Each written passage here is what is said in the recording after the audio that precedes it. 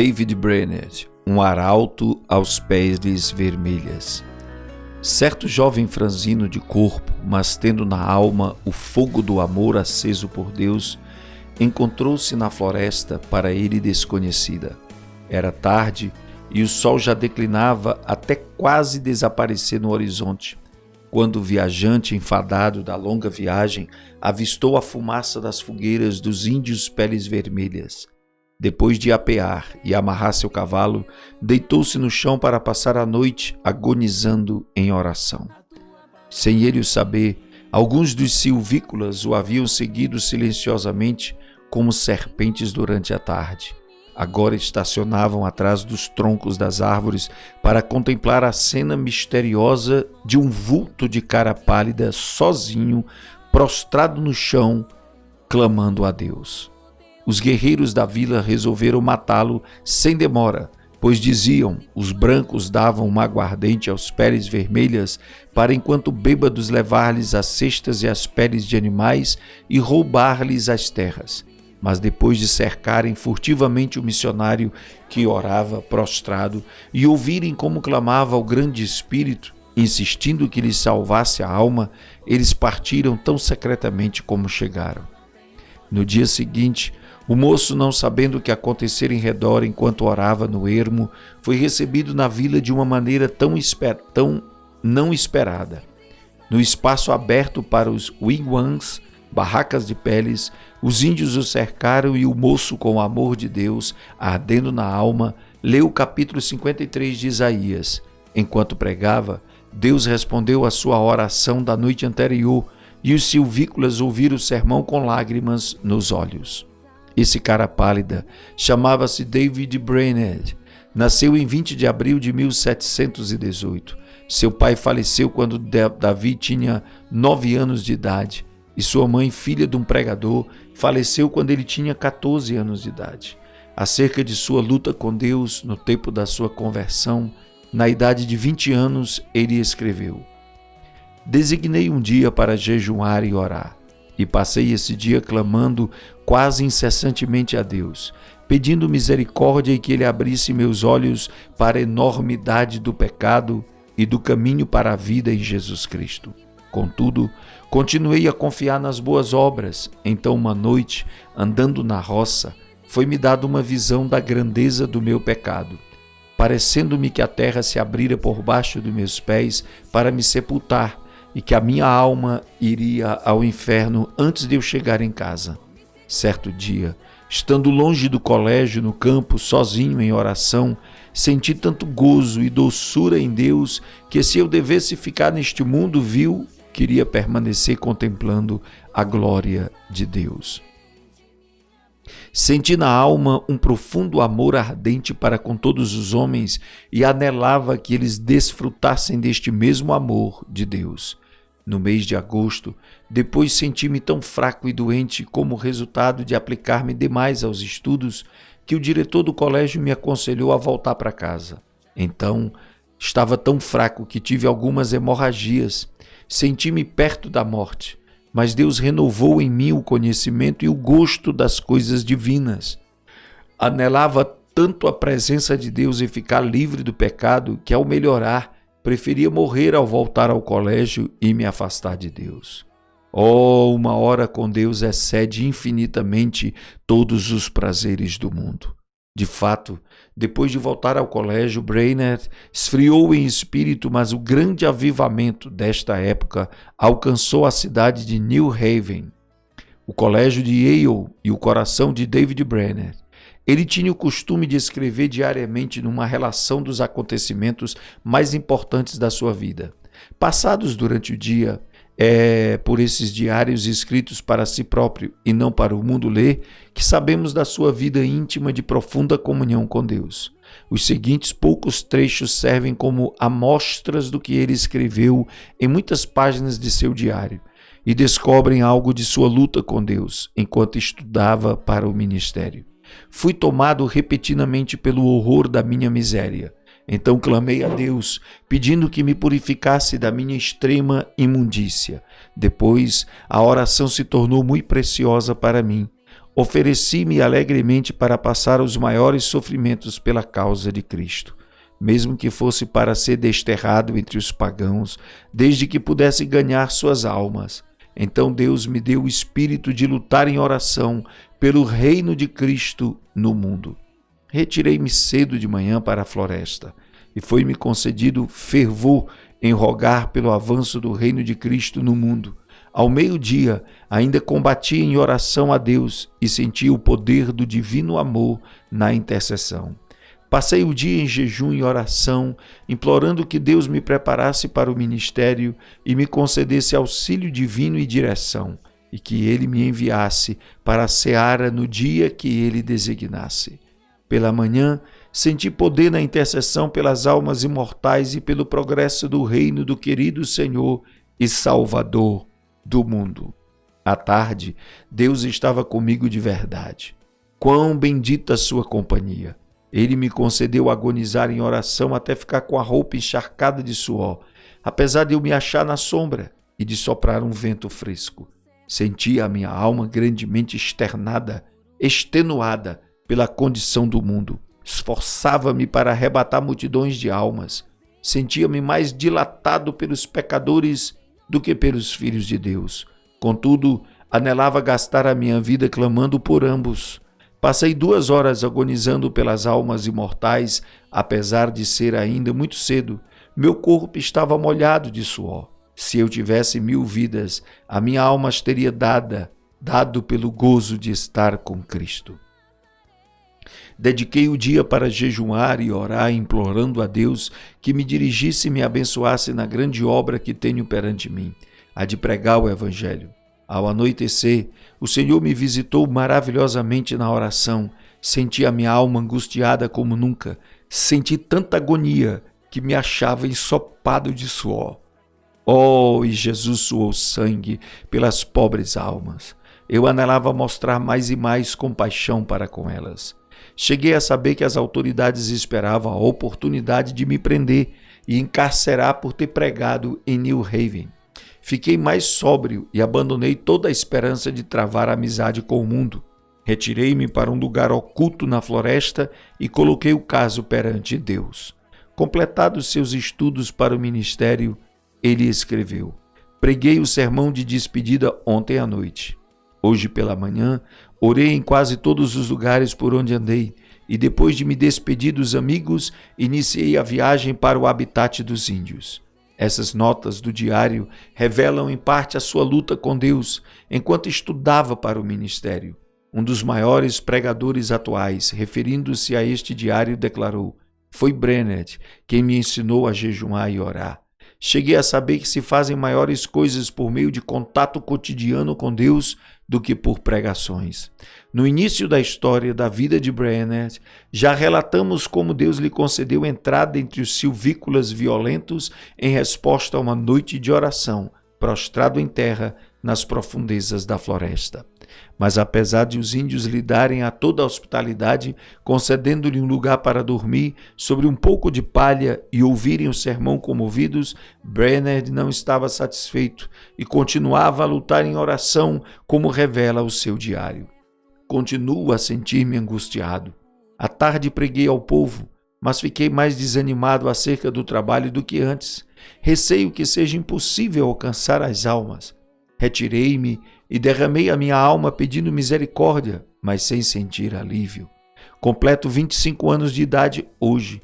Dói-me a alma ao pensar que vivi tão pouco para a glória de Deus.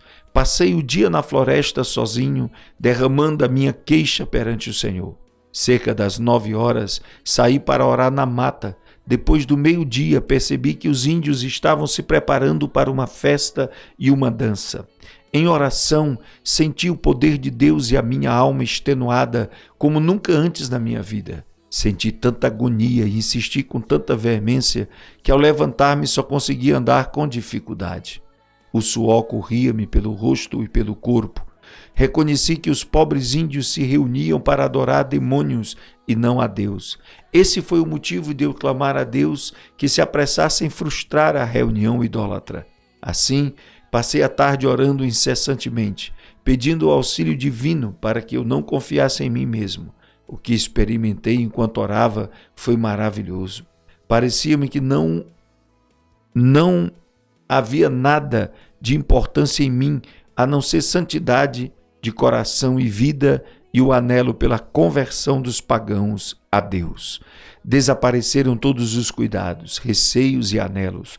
Todos juntos pareciam-me de menor importância que o sopro do vento.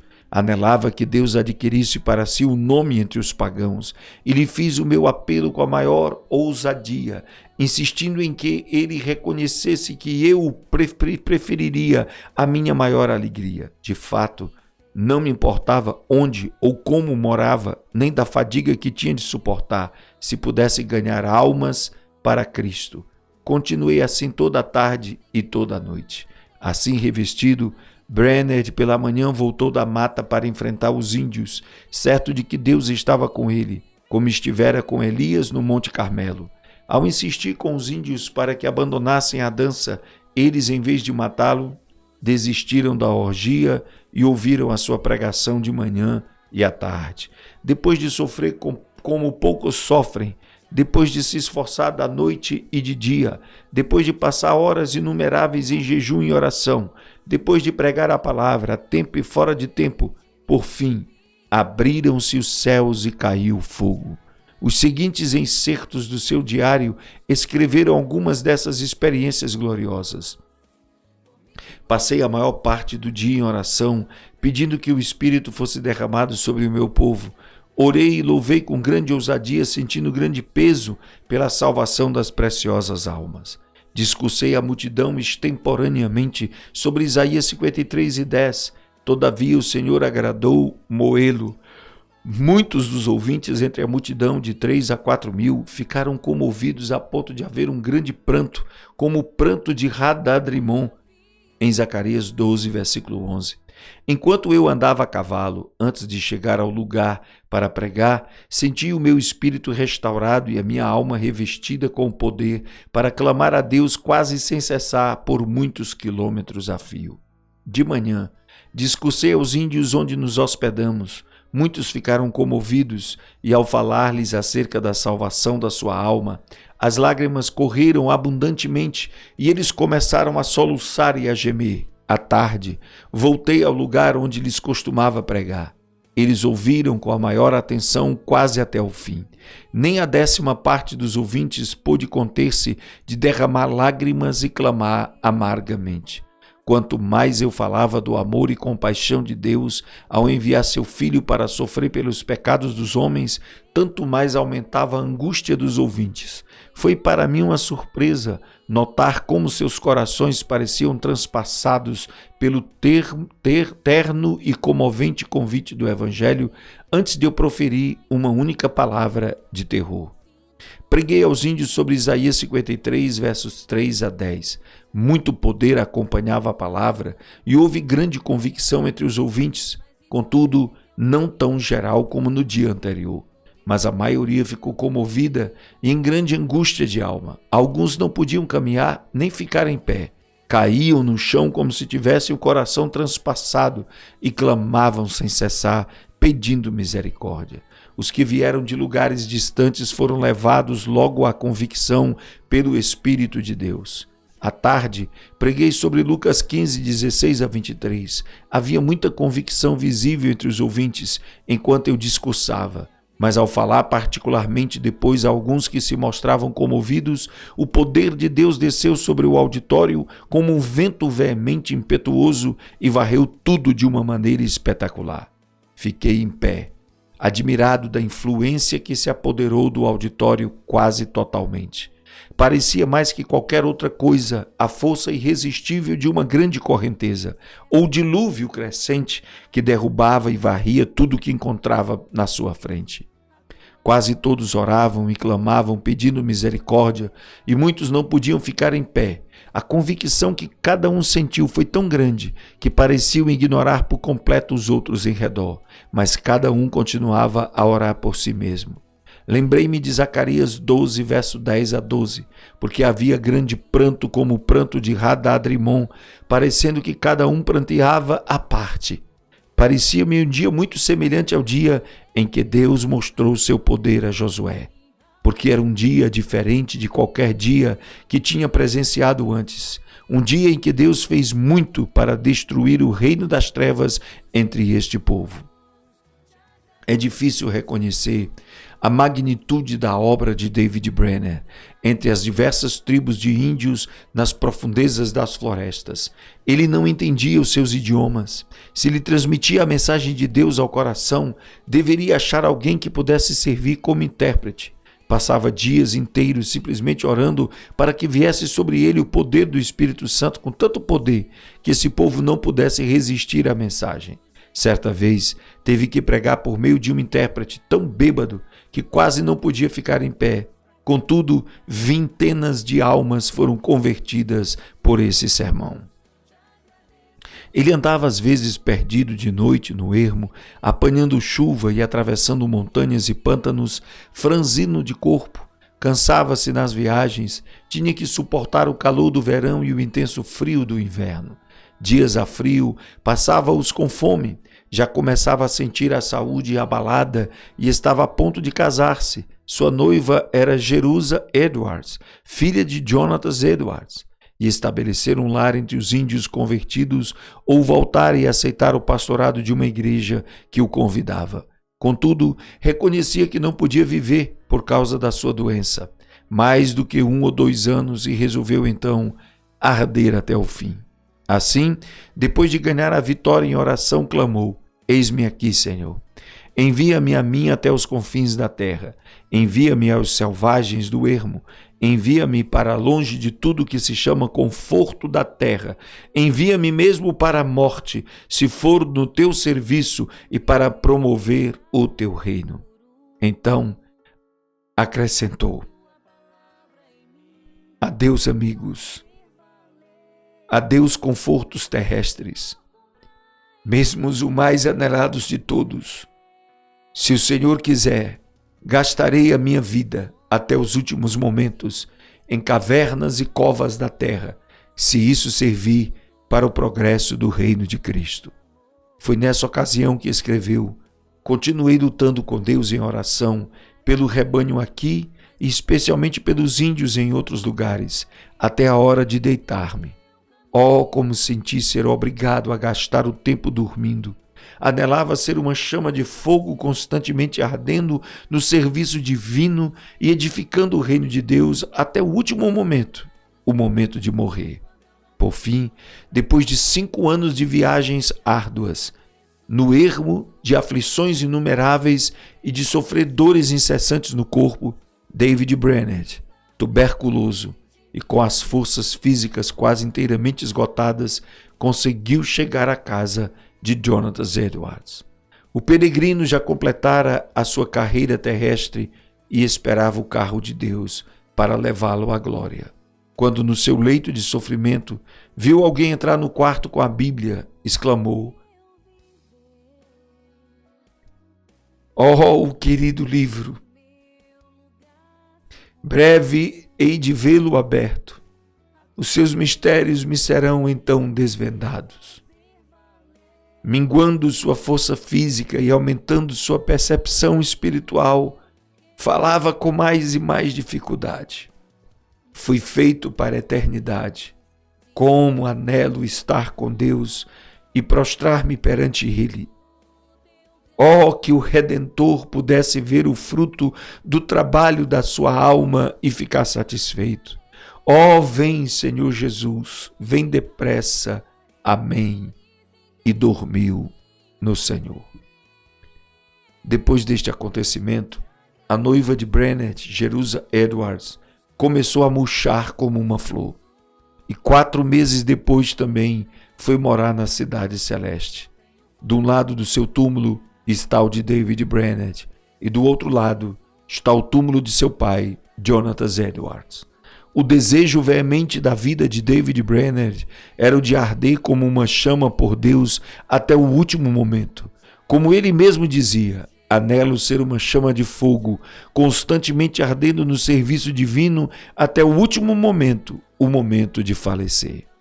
Brainerd findou a sua carreira terrestre aos 29 anos. Contudo, apesar de sua grande fraqueza física, fez mais do que a maioria dos homens faz em 70 anos. Sua biografia, escrita por Jonathan Edwards e revisada por John Wesley, teve mais influência sobre a vida de A.J. Gordon do que qualquer outro livro, exceto a Bíblia. Guilherme Carey leu a história da sua obra e consagrou a sua vida ao serviço de Cristo e nas trevas da Índia. Roberto McCain leu o seu diário e gastou a sua vida entre os judeus. Henry Martin leu a sua biografia e se entregou para consumir-se dentro de um período de 6 anos e meio no serviço de seu mestre na Pérsia. O que David Brainerd escreveu a seu irmão Israel Brainerd é para nós um desafio à obra missionária. Digo agora, morrendo, não teria gasto a minha vida de outra forma, nem por tudo o que há no mundo. Lugar seguro, a tua palavra em mim, quero fazer valer.